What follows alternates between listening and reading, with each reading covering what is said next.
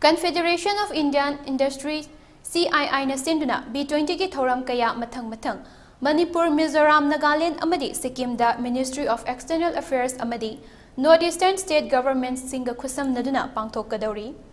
Business 20 B20 haina khangnariba group asi Group of 20 haibadi G20 ki manung dalaiba group amadi B20 na malemda semitlon chaukhatnabagi matangda G20 da support pinaba leiri.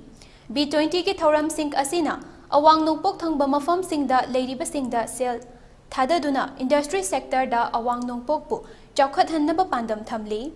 Manipur gi oina hariba B20 ki mifam asi lakliba February 13 tagi 18 fauba Imphal da chathagani. Masida ICD medical tourism healthcare amadi handloom singda ahenba meeting changani. Aizol gi oina lakliba March amadagi ahum fauba urban planning infrastructure amadi skill development da meeting thamgani.